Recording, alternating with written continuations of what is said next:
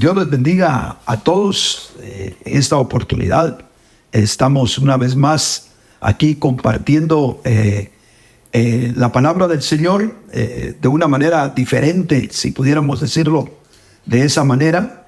Y si se recordarán ustedes, los que han seguido las transmisiones desde el inicio en este canal que tengo, yo he empezado a tratar algo acerca de la diferencia de una iglesia denominacional y una iglesia orgánica.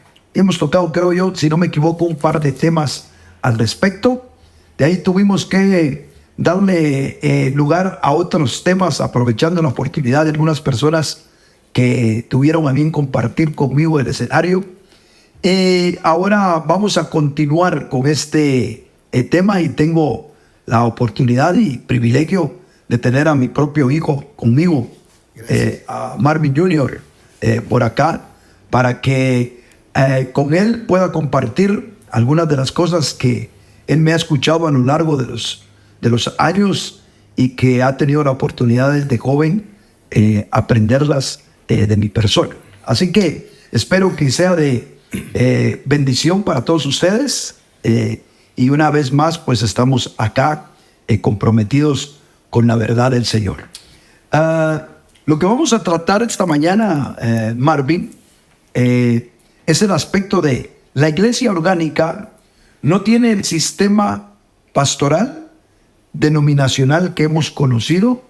Todos los que de alguna manera hemos crecido, hemos tenido contacto con alguna iglesia que está dentro de las denominaciones. Ese, digamos, sobre eso va a girar lo que vamos a hablar el día de hoy. Déjame decir un par de pensamientos, y siéntete en la libertad de compartir, agregar, preguntar lo que tú querrás, que la idea es hacerlo muy orgánico, lo más orgánico posible. Yo trato de organizar mis pensamientos. Tengo la costumbre de tener a la mano alguna especie de bosquejo, pero eso ya es costumbre de predicador. Pero quisiera que te pudieras sentir de lo más cómodo posible. Gracias. Y que compartiéramos como cuando muchas veces lo hacemos en el comedor de la casa, en algún momento íntimo de todos los que tenemos como familia. En Efesios capítulo 4 y versículo 11, para poner un pie de imprenta al asunto, dice: y él dio a unos apóstoles, a otros profetas, a otros evangelistas, a otros pastores y maestros. Cuando yo digo que la iglesia orgánica no tiene el sistema pastoral denominacional, no me estoy refiriendo a esto. No estoy diciendo que la iglesia orgánica no tiene pastores. La iglesia orgánica sí tiene hombres que Dios ha levantado como ministros de la palabra, y que Dios los ocupa con esa característica de cuidar, de atender, de auxiliar de una manera más íntima, más cercana a las ovejas. No todos los que hemos sido llamados del Señor tenemos esa característica, si pudiéramos llamarlo paternal, que caracteriza a un pastor, ¿verdad? Se convierte, así como el pastor en lo natural es el padre de las ovejas, el que las guía, el que les da de comer, el que las atiende, el que las cuida si se enferman, etc. Pues igualmente hay hombres que Dios va levantando y que orgánicamente tienen ese ministerio, ese don, y de ese estamos totalmente conscientes que existe en la iglesia y que debe de existir, y es más, que deben dejárseles actuar libremente en todo el cuerpo de Cristo, porque son el auxilio para la perniquebrada, el auxilio para la descarriada y la edificación para los que están constantes y fieles en la iglesia del Señor. Tanto es así que el ministerio pastoral lo combina este pasaje con los maestros. Ese "y" que aparece ahí, que sí está, claro, y el original es el único que une el pastor y maestro, ¿verdad? De tal manera que algunos hermanos en tiempos más remotos pensaban que eran 4 los ministerios, ¿verdad? O sea, apóstoles, profetas, evangelistas, pastor y maestro, ¿verdad? Porque ven una relación muy estrecha. Si son 5 o son 4, eso no nos vamos a poner a pelear por él. Hay 5 unciones, 5 dones, 5 virtudes que aparecen en los hombres que Dios va llamando para edificar. De eso creo yo que estamos más que así. Ahora, lo que quiero yo poner sobre el tapete, sobre la mesa y discutir es que la iglesia orgánica no tiene el sistema pastoral que el que la gran mayoría conoce. Cuando alguien llega a una iglesia institucionalizada, llega normalmente y se encuentra con ese hombre que lo ve como un gerente, como el eje central del movimiento, ese pastor encargado de todo lo que tiene que ver con esa iglesia local y aún más, a veces encargados con unos ministerios o con una serie de iglesias que se han ido levantando a través de esta persona. Ese tipo de pastor evangélico o denominacional que le estamos llamando es el que yo quiero decir enfáticamente que no existe a la luz de la Escritura. Eso es de lo que yo quisiera que abordáramos. Claro. Bueno, primero, gracias por la invitación. Pues me siento... he pensado mucho en esto desde que me dijeron que iba a estar acá, pero creo que viendo el tema de la iglesia orgánica versus la iglesia denominacional, el término denominación creo que es más fácil saber que no es bíblico, porque no está la palabra exacta en la Escritura como el decir pastor. Creo que se necesita más luz para hacer la diferencia, para hacer como el ver claramente hasta dónde llega el ministerio de un pastor que no le da como la autorización o el derecho de parte de Dios a participar de forma gerencial en la iglesia, pues, ¿verdad? Entonces creo que sí hay una gran diferencia entre la denominación en sí, que los creyentes ya no quieren, en parte están cansados, están un poco hartos de la religión, pero la parte pastoral no se ve tan así, se ve como algo bastante orgánico. Incluso se le dice a la iglesia que es el rebaño, ¿verdad? Y no hay rebaño sin pastor, ¿verdad? Entonces ese concepto es más difícil a lo largo de todos estos años que nosotros hemos practicado el ser la iglesia orgánica. Creo que he escuchado comentarios como qué ilógico es que haya un rebaño sin que haya quien lo dirija, ¿verdad? Entonces creo que sí tenemos que ser un poquito más minuciosos, un poquito más detallistas. No es tanto como solo hablar de la pura denominación, que es al estilo como lo es la política. Nosotros sabemos que está corrompida, también la religión está corrompida. Para nadie es nuevo eso, ¿verdad? Pero lo de los pastores sí es algo que está en la Escritura, porque lo acabamos de leer, ahí está. Y cómo hacer esa diferencia más que todo para los oyentes del canal, cómo hacer esa diferencia, poder tener esa luz de ver lo que es un pastor según el Señor y lo que se apropió cada uno de los ministros a decir soy pastor. Tal vez tendríamos, está bien tu planteamiento, tal vez tendríamos que empezar por decir la concepción misma de la iglesia. Cuando yo concibo a la iglesia desde el punto de vista institucional, pues yo ya arruiné todo lo que voy a ir colocando en ese cimiento.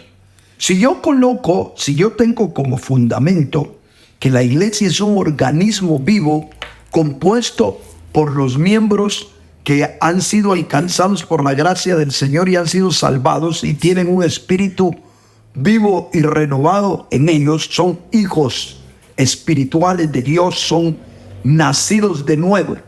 Con ese tipo de personas, el Señor compone lo que es su iglesia. Si yo parto de que la iglesia es un organismo vivo y no una institución, yo empiezo a edificar sobre ese organismo vivo. Si yo tuviera 2 perros, pero el uno es un ser vivo, un perro, cualquiera que sea, chihuahua, gran danés, como querrás, pero el otro es un perro, pero es un peluche. Entonces, yo le digo, tanto al peluche le digo que es un perro y al perro le digo que es un perro. Pero si yo les voy a dar algún tipo de atención, pues al peluche lo más que hago es limpiarlo, ¿verdad? Así es. Le quito el polvo o lo meto a la lavadora para que salga bien nítido el peluche y lo pongo ahí. Pero al otro no solamente lo voy a bañar, al otro lo voy a alimentar, lo voy a cuidar, le voy a quitar las garrapatas y cuanta cosa tenga. Entonces, a partir de la naturaleza que concebimos nosotros de la iglesia, a partir de ahí, los seres humanos han ido edificando de una manera equivocada, aunque así se usen terminologías similares. Porque yo puedo decir, voy a ir a alimentar mi carro. Si alguien me entiende esas palabras, ¿qué me entendería alguno de todos ustedes? Y bienvenidos los que están detrás de cámara, mi hermano Sam de Blue Fire también, ¿verdad? Y mis hermanas que siempre me ayudan en el ministerio, bienvenidos. Ellos son tan humildes que están detrás de cámaras. Pero si yo les dijera a ustedes, voy a ir a alimentar mi carro, si ustedes me entienden el lenguaje figurado, me van a sobreentender que lo que voy a ir es a echarle combustible, porque nadie se va a imaginar que le voy a meter un sándwich en el tanque al carro para alimentarlo. Pero entonces, dependiendo de la naturaleza de aquello que estamos tratando, así vamos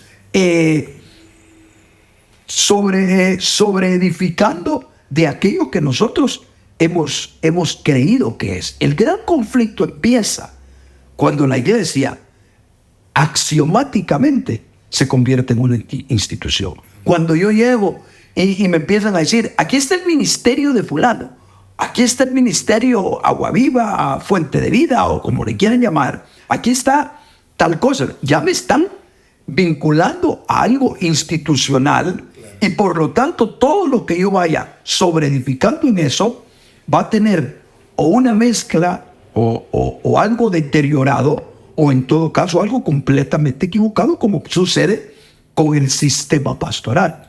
El que existan pastores en las denominaciones no hace que exista de esa manera los pastores a nivel de la Biblia. Entonces, la terminología puede ser la misma, mas no la naturaleza de cada uno de ellos. Los pastores de Efesios 4:11 son algo completamente distinto a lo que nosotros le llamamos pastor hoy en día, a un hombre que dirige una iglesia a nivel denominacional. Amén.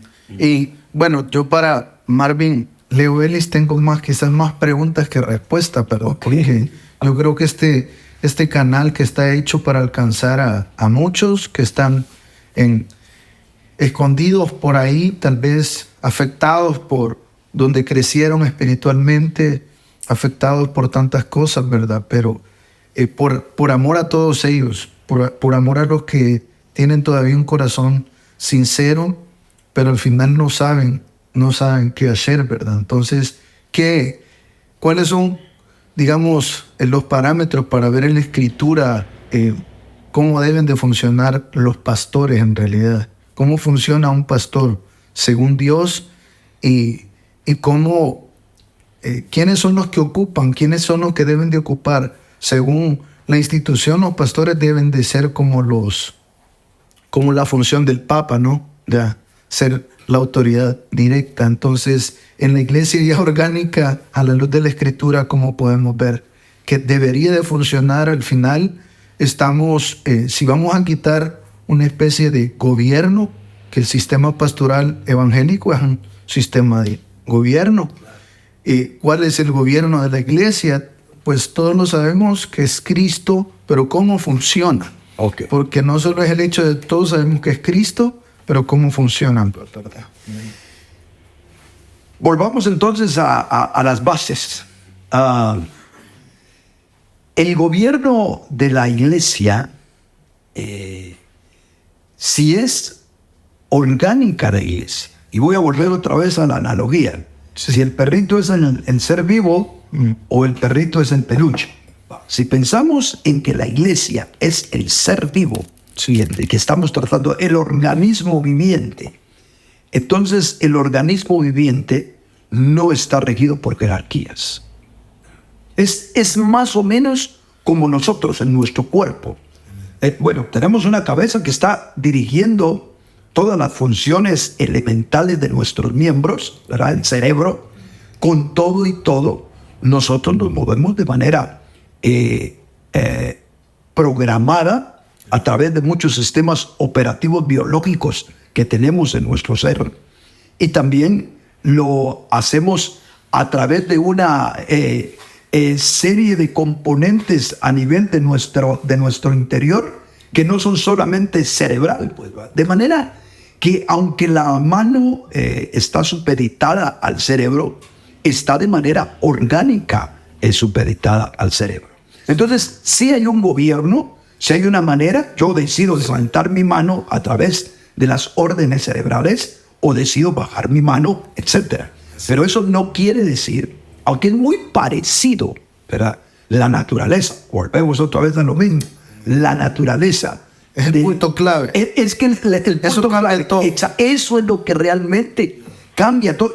Mira, tú tocaste algo y no me estoy saliendo del punto. Sí. Pero eso es precisamente lo que yo me he dado cuenta a lo largo de los años. En realidad, los títulos, las rotulaciones en sí no cambian. Si yo le pregunto a alguien, ¿usted cree en el cuerpo de Cristo? ¿Cómo me va a decir que no?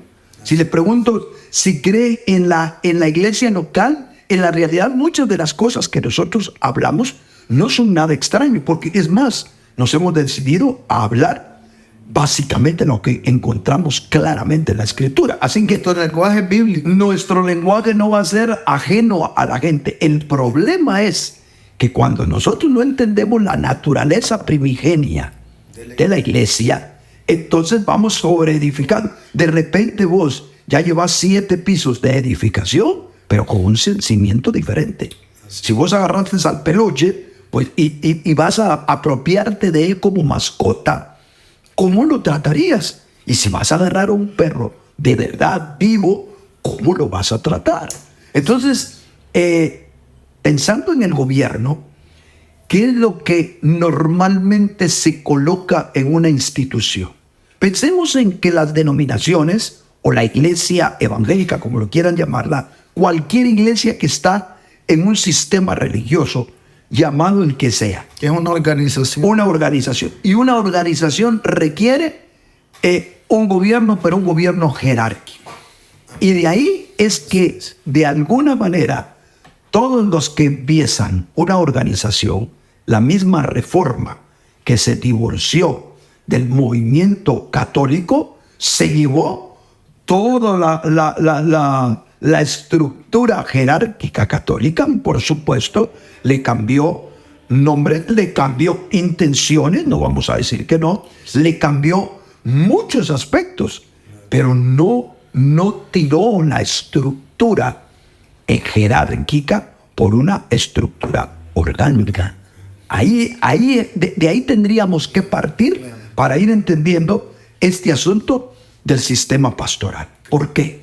Porque lo que uno ve después de todo el trabajo apostólico, y tendríamos que hablar del trabajo apostólico en las iglesias, cuán importante es. Después de que un apóstol trabaja, edifica y deja una iglesia funcionando, estamos hablando desde el punto de vista como Dios lo organizó. Que no se den las cosas hoy en día es por causa de nosotros. Pero lo que Dios planificó para su iglesia era enviar a sus apóstoles, que no hubieran iglesias que surgieran sin la tutela, sin esa maternidad que ofrecen los apóstoles, pues, ¿verdad? En esa matriz que se convierte un apóstol, donde se están gestando las obras del Señor. Esa es la economía de Dios para su pueblo, para su iglesia.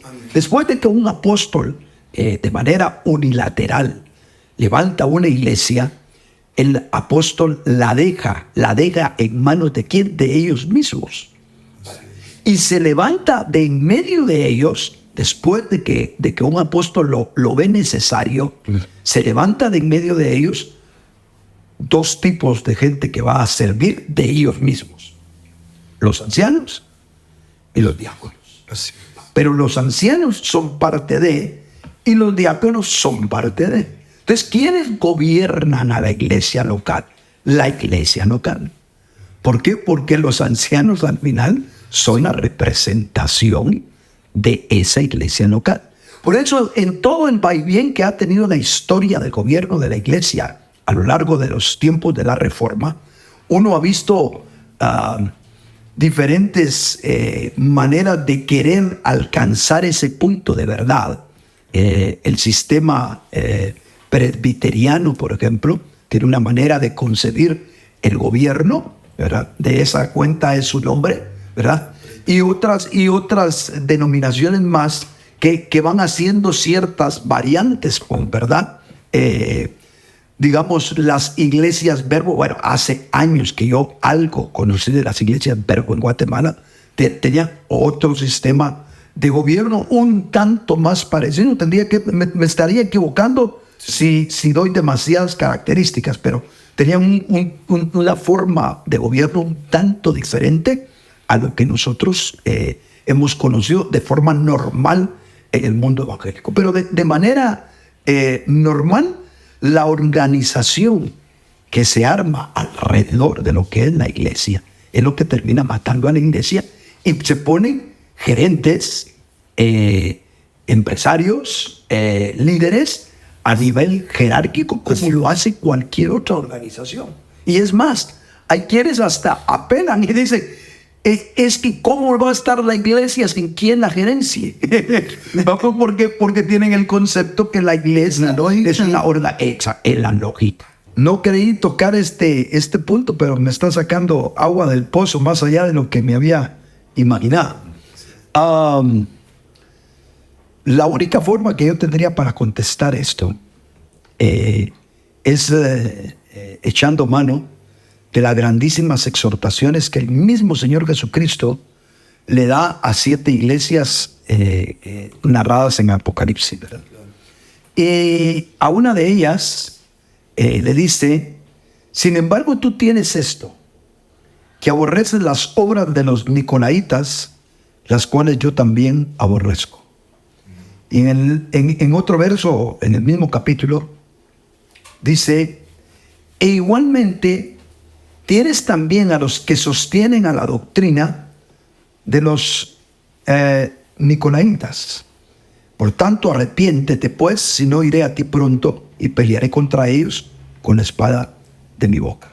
Si yo veo estos dos pasajes que precisamente están en Apocalipsis 2, en el capítulo 2, en versículo 6:1, cuando le está hablando a la iglesia de Éfeso, que le dice: aborrece las obras de los nicolaitas. Y después, si nos vamos al versículo 15, cuando Pablo le está hablando a la iglesia de Pérgamo, y dice: así tú también tienes algunos de la misma manera, mantiene la doctrina de los nicolaitas. Por un lado, Pérgamo mantiene la doctrina de los nicolaitas, y la iglesia de Éfeso aborrece la doctrina de los nicolaitas. Es interesante porque estas cartas, indiscutiblemente para mí, son la parte más profética y la menos emblemática de Apocalipsis.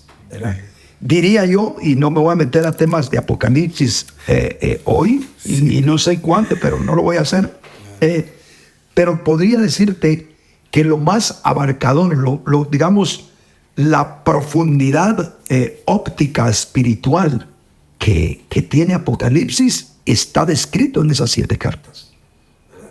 Y que es lo que menos le ponemos atención. Cuando nosotros estamos leyendo, pues nos encanta, y las bestias, y que el falso profeta, y que todo ese tipo de cosas, cabrón, que no entendemos, nos fascina hablar al respecto. Sí. Para quienes fue escrita. Exacto, pero para la iglesia que fue escrita, las 7 cartas encierran una exhortación final y que precisamente va a decidir algo. Vencedores y no vencedores. Entonces, como me estás acercando un poquito para este tipo de cosas, Amén. Hablemos de cómo vivimos o cómo vencemos. Y no es lo mismo. No. Yo, por ejemplo, No. si yo soy parte de un equipo y me tienen en la banca en el partido de la final y mi equipo gana, yo disfruté sin hacer nada, pero gané, ¿verdad? Pero si me tocó ser el defensa y me tiraron 40,000 trayazos y no era nada que parar y medio me quebraron todavía, aparte de todo, también gané, pero de otra manera. Entonces, con esto te quiero decir que muchas veces nosotros pensamos que el esfuerzo o la dedicación que nosotros le pongamos a las cosas de Dios van a definir nuestra victoria. Pero ¿a quiénes ganan en la final? En la banca. No entraban a la cancha, ni entraron a la cancha. Pero fueron parte del equipo que ganó. Entonces, a veces nosotros no nos ubicamos, nosotros pensamos que basta y sobra con esforzarnos. Así es. Pero Pablo decía, yo de esta manera corro. Y golpeo, pero no golpeo al aire. Yo sé cómo golpear. Entonces, no es el esfuerzo solamente. Porque si por esfuerzo hablamos, seamos honestos. Yo veo dentro de la iglesia orgánica, la gran mayoría de iglesias orgánicas, fuera de las que yo coordino, bueno, te podría decir, no conozco una iglesia orgánica, pilas, dinámica, activa. Ahora, ¿por qué? Bueno, es más fácil agarrar yo el chiribisco a fin de año, espero darme a entender con esa palabra, ¿verdad? El matorral, el pedazo de rama vieja, ponerle una su bonita base y ponerle un montón de oro y ponerle chimbombitas y convertirlo en un árbol de Navidad. Se mira luminoso y vivo. Es mucho más rápido, ¿verdad? A que yo venga y siembre un palito, como ya ha pasado a mi esposa, que ha sembrado no uno, un montón de palitos en nuestro jardín.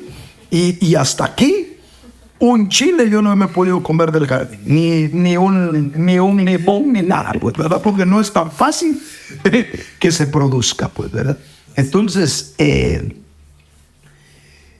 lo que es importante es estar ubicado donde Dios quiere o como Dios quiere.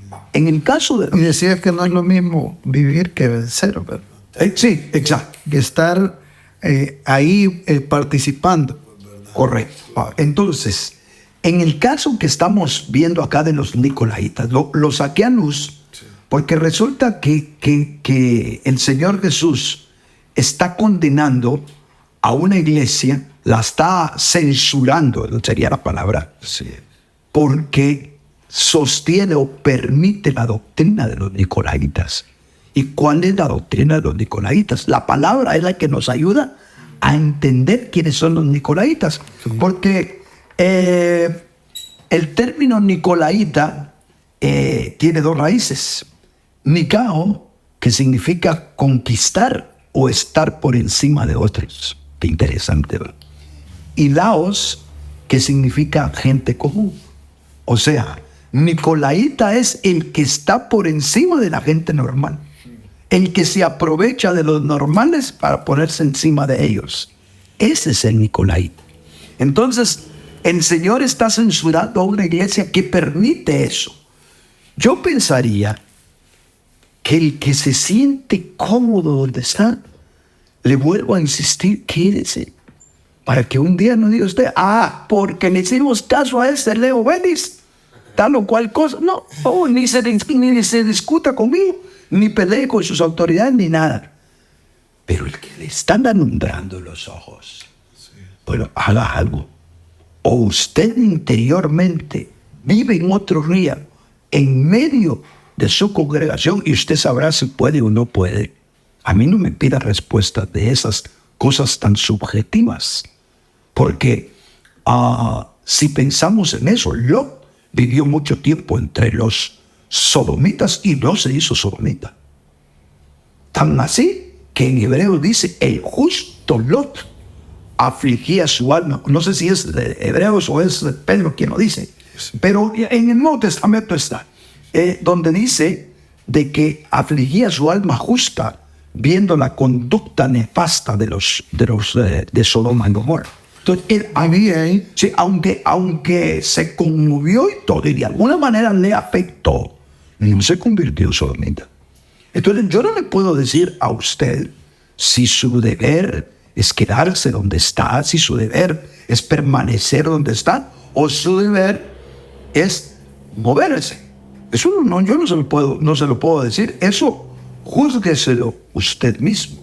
Lo que sí le puedo yo garantizar es que el que se mueva en un río de iniquidad como eso, el que viva impregnado su corazón como un río como el de los nicolaitas, téngalo por seguro que se lo sacará el Señor en el tribunal de Cristo. Y muy probablemente será usted reprobado por él. Eso es lo que yo le puedo enseñar. Amén. A la luz de la Escritura. ¿Qué haga usted si se queda y aguanta el río y se pone usted como que es salmón? Va de que brinca y que brinca contra la corriente para no irse río abajo. Ese será su bendito problema. O usted viene y dice, me llegó el tiempo. O ya ni siquiera disfruto estar acá. Ya soy como aquel pez que cayó en la arena y me estoy muriendo. Pues busque el río de Dios, pues, ¿verdad? Y habrá algún lugar donde usted pueda encontrar eso. Todos somos tentados en algún momento a estar por encima, ¿verdad? Los discípulos discutían quién era el mayor entre ellos. Y el Señor sabía las intenciones de su corazón y se voltea a decirles, el que sirva a los demás, el que sirva, ese será el mayor entre ustedes, ¿verdad? Yo creo que sería la actitud contraria a lo que es el río, o más bien la doctrina que se vuelve a convertir en una doctrina de los nicolaitas, ¿verdad? Somos librados al final, primero, desde nuestro interior, al saber que si en algo Dios ha dado autoridad a alguien, y quién más autoridad que Cristo mismo, y vino a servir y se humilló, y llegó a la cruz, siendo la máxima autoridad. Ahora, ¿quién está por encima de él?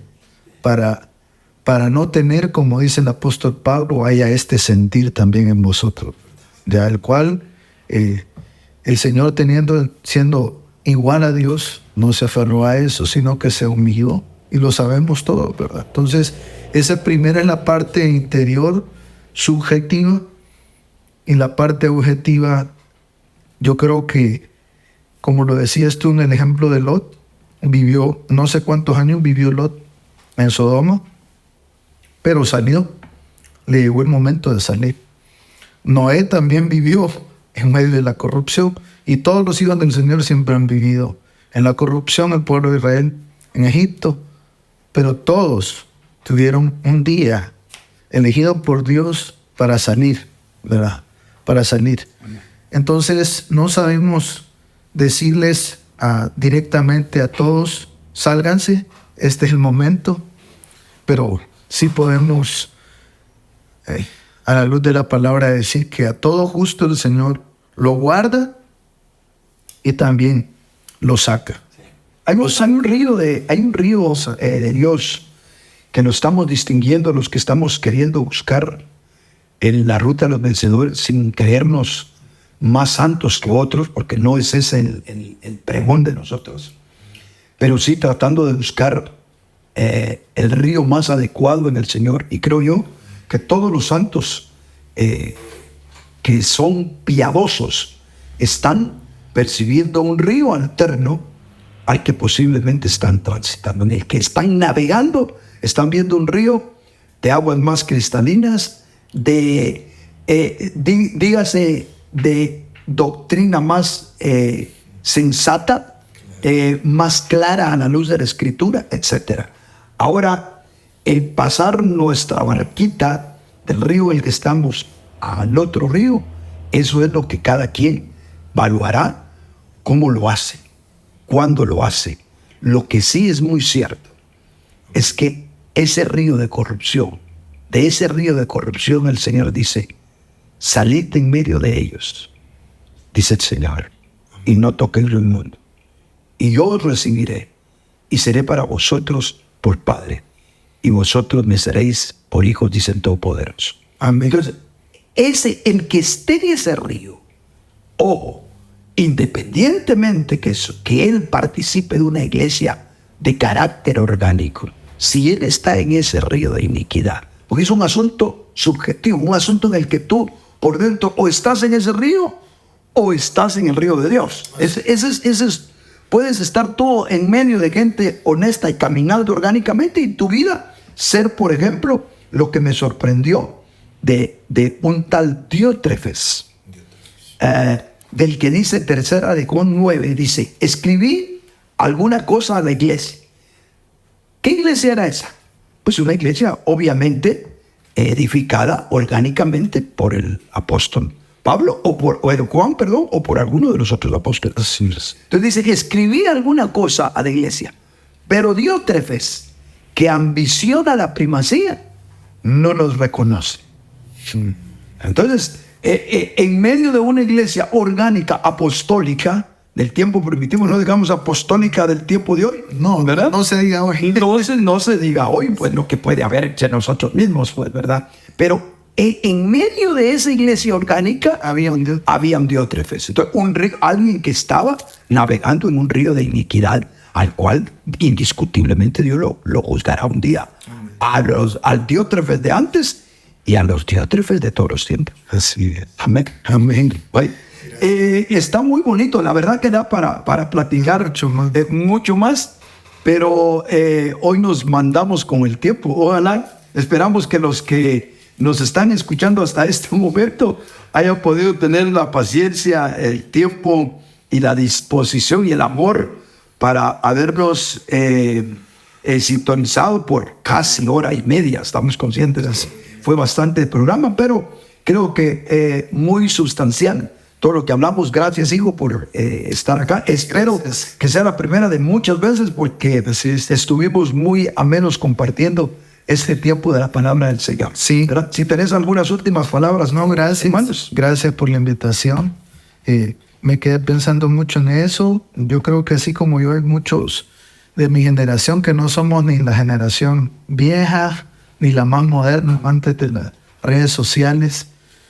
Creemos que este medio hasta hoy lo estamos aprovechando. Pensaba en la red como el instrumento que el Señor usó para cautivar a Pedro. El Señor encontró muchas veces a Pedro, pero la vez que lo definió fue en una pesca milagrosa. Y le dijo, se subió con él en la barca y le dijo, dale más hondo. Y le dijo, tira la red. Pero le dijo, Señor, hemos estado intentando, hemos trabajado tanto y no hemos agarrado nada, no hemos pescado nada. Pero en tu palabra echaré la red. No quiero jalar los versículos, la escritura, pero más o menos así siento estar aquí, participar de esta red. Hoy es una red cibernética, digital, ¿verdad? Pero en el nombre del Señor echamos esa red. Y esa red fue un instrumento natural que el Señor usó para cautivar primeramente a un hombre, a Pedro. Yo estoy aquí como un discípulo del Señor, porque soy lo que soy, ¿verdad? Y también fue el instrumento que el Señor le dijo, yo te haré pescador de hombres, ¿verdad? Es un instrumento que el Señor convirtió, ese instrumento natural, la red, para cautivar a muchos a través de la vida de Pedro. Este es ese medio. Hoy son las redes sociales, Facebook, en Instagram, o hasta redes, ni siquiera me acuerdo bien, pero son redes que en lo personal yo no quisiera estar ahí, no quisiera estar aquí, pero en el nombre del Señor tiramos la red, ¿sí? Hoy es la verdadera red de la cual el Señor se va a aprovechar para cautivar a muchos. Por eso creo en este medio, creo que los que van a venir aquí son los más bendecidos, son los verdaderos discípulos del Señor que dan testimonio. Y los peces que van a caer ahora van a ser los nuevos hijos del Señor que van a participar de esta hermosa iglesia orgánica. Amén. Dios les bendiga a todos y gracias por la invitación. Dios les bendiga. Y gracias siempre a Blue Fire por el soporte que nos está dando para este canal. Amén.